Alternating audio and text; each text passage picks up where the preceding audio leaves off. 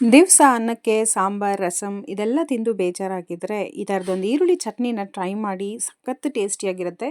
ಒಂದು ಸತಿ ಮಾಡ್ಕೊಂಡು ತಿಂದರೆ ಪದೇ ಪದೇ ಇದನ್ನೇ ಕೇಳ್ತೀರಾ, ಅಷ್ಟು ಯಮ್ಮಿಯಾಗಿರುತ್ತೆ. ಆ್ಯಂಡ್ ಇದು ಯಾರಾದರೂ ಬ್ಯಾಚುಲರ್ಸ್ ಅಥವಾ ವರ್ಕಿಂಗ್ ವುಮೆನ್ಸ್ ಇದ್ದರೆ ಟ್ರೈ ಮಾಡಿ, ಇದನ್ನು ಸ್ಟೋರ್ ಕೂಡ ಮಾಡಿ ಇಟ್ಕೋಬೋದು. ಈಗ ನಾನು ಬಿಸಿನೀರಿಗೆ 4ರಿಂದ 5 ಒಣಮೆಣಸಿನ್ಕಾಯಿನ ನೆನೆಸಿ ಇಟ್ಕೋತಾ ಇದ್ದೀನಿ. ಈಗ ಒಂದು ಬಾಣಲಿಗೆ 2ರಿಂದ 3 ಸ್ಪೂನ್ ಆಗೋಷ್ಟು ಎಣ್ಣೆ ಚೆನ್ನಾಗಿ ಕಾದ ನಂತರ ಇಲ್ಲಿ 1 ಸ್ಪೂನ್ ಆಗೋಷ್ಟು ಜೀರಿಗೆ ಸೇರಿಸ್ಕೊತಾ ಇದ್ದೀನಿ. ಈಗ 1 ಸ್ಪೂನ್ ಆಗೋಷ್ಟು ಕಡಲೆಬೇಳೆ, 1 ಸ್ಪೂನ್ ಆಗೋಷ್ಟು ಉದ್ದಿನಬೇಳೆನೂ ಸಹ ಸೇರಿಸ್ಕೊಂಡು ಚೆನ್ನಾಗಿ ಇದನ್ನು ಫ್ರೈ ಮಾಡ್ಕೋತಾ ಇದ್ದೀನಿ. ಇದು ಚೆನ್ನಾಗಿ ಫ್ರೈ ಆದ ನಂತರ ನಾನಿಲ್ಲಿ 2 ಗೆಡ್ಡೆ ಆಗೋಷ್ಟು ಬೆಳ್ಳುಳ್ಳಿನೂ ಸಹ ಸೇರಿಸ್ಕೊತಾ ಇದ್ದೀನಿ. ಬೆಳ್ಳುಳ್ಳಿನೂ ಸಹ ಎಣ್ಣೆಯಲ್ಲಿ ಚೆನ್ನಾಗಿ ಫ್ರೈ ಮಾಡಬೇಕು.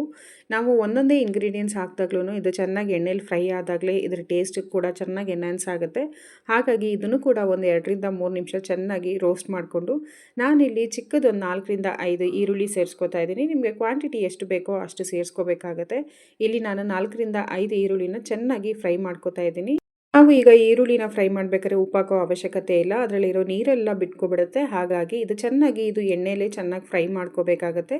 ಸ್ವಲ್ಪ ಕಲರ್ ಚೇಂಜ್ ಆಗಿ ಟ್ರಾನ್ಸ್ಪರೆಂಟ್ ಆದರೆ ಸಾಕಾಗುತ್ತೆ. ಜಾಸ್ತಿ ಗೋಲ್ಡನ್ ಬ್ರೌನ್ ಬರೋ ತನಕ ಫ್ರೈ ಮಾಡ್ಕೊಳ್ಳೋ ಅವಶ್ಯಕತೆ ಇಲ್ಲ, ಇಷ್ಟು ಟ್ರಾನ್ಸ್ಪರೆಂಟ್ ಆದರೆ ಸಾಕಾಗುತ್ತೆ.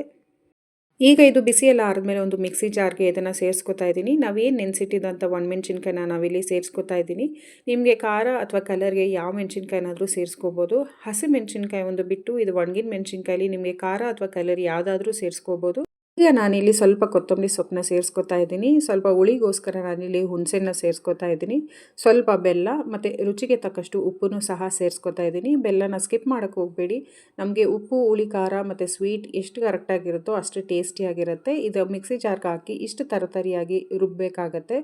ಈಗ ನಾನು ಅದೇ ಬಾಣಲಿಲಿ ನಾನೀಗ 2ರಿಂದ 3 ಸ್ಪೂನ್ ಆಗೋಷ್ಟು ಎಣ್ಣೆ ಹಾಕೋತಾ ಇದ್ದೀನಿ. ಇದು ಸ್ಟೋರ್ ಏನಾದರೂ ಜಾಸ್ತಿ ಸಹ ಇಡ್ತೀವಿ ಅನ್ನೋದಾದರೆ ಸ್ವಲ್ಪ ಎಣ್ಣೆ ಜಾಸ್ತಿ ಹಾಕ್ಕೊಳ್ಳಿ. ಈಗ ಎಣ್ಣೆ ಎಲ್ಲ ಚೆನ್ನಾಗಿ ಕಾದ ನಂತರ ಸ್ವಲ್ಪ ಕಡಲೆಬೇಳೆ, ಸ್ವಲ್ಪ ಉದ್ದಿನಬೇಳೆನ ಸೇರಿಸ್ಕೊಂಡು ಚೆನ್ನಾಗಿ ಫ್ರೈ ಮಾಡ್ಕೋತಾ ಇದ್ದೀನಿ. ಸ್ವಲ್ಪ ಇದು ಚೆನ್ನಾಗಿ ಫ್ರೈ ಆಗಬೇಕು. ನಿಮ್ಮ ಹತ್ರ ಕರಿಬೇವಿದ್ರೆ ಕರಿಬೇವನ್ನ ಸೇರಿಸ್ಕೊಳ್ಳಿ. ನನ್ನ ಹತ್ರ ಇರಲಿಲ್ಲ, ಹಾಗಾಗಿ ಸ್ಕಿಪ್ ಮಾಡಿದೆ.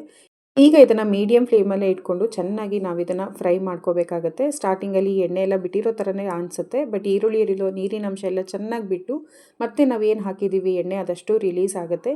ಈ ಹಂತದಲ್ಲಿ ನೋಡಿ ಈಗ ಕಲರು ಕೂಡ ಚೇಂಜ್ ಆಗುತ್ತೆ ಆ್ಯಂಡ್ ಚೆನ್ನಾಗಿ ಫ್ರೈ ಕೂಡ ಆಗಿರುತ್ತೆ. ಈಗ ಸ್ವಲ್ಪ ಕಲರ್ ಚೇಂಜ್ ಆಗ್ತಿದ್ದಂಗೆ ನೀವು ನೋಡ್ಬೋದು ಎಷ್ಟು ಟೇಸ್ಟಿಯಾಗಿ ಆ್ಯಂಡ್ ಯಮ್ಮಿಯಾಗಿ ಕಾಣ್ತಾ ಇದೆ ಅಂತ. ನೀವು ಮುಂಚೆನೇ ಫ್ರೈ ಮಾಡಬೇಕಾದ್ರೆ ಸ್ವಲ್ಪ ಉಪ್ಪು, ಖಾರ ಏನಾದರೂ ಕಡಿಮೆ ಇದ್ದರೆ, ಹೆಚ್ಚು ಕಮ್ಮಿ ಇದ್ದರೆ ನೀವು ಸೇರಿಸ್ಕೋಬೋದು. ನೀವಿದು ಚಪಾತಿ, ದೋಸೆ, ಇಡ್ಲಿ ಯಾವುದಕ್ಕೆ ಬೇಕಾದ್ರೂ ಸೂಟ್ ಆಗುತ್ತೆ. ಅಷ್ಟು ಯಮ್ಮಿಯಾಗಿರುತ್ತೆ. ನೀವು ಒಂದ್ಸತಿ ಟ್ರೈ ಮಾಡಿ ಹೇಗಿತ್ತು ಅಂತ ನನಗೆ ಕಮೆಂಟ್ ಮೂಲಕ ತಿಳಿಸಿ. ನೋಡಿ ಕಲರ್ ಕೂಡ ಚೇಂಜ್ ಆಯಿತು. ನಾವು ಹಾಕಿರೋಷ್ಟು ಆಯಿಲು ಕೂಡ ಇದು ರಿಲೀಸ್ ಆಯಿತು. ಹೋಪ್ ಈ ವಿಡಿಯೋ ಇಷ್ಟ ಆಗಿದೆ ಅಂತ ಭಾವಿಸ್ತೀನಿ. ಇಷ್ಟ ಆಗಿದ್ದಲ್ಲಿ ದಯವಿಟ್ಟು ಒಂದು ಲೈಕ್ ಮಾಡಿ.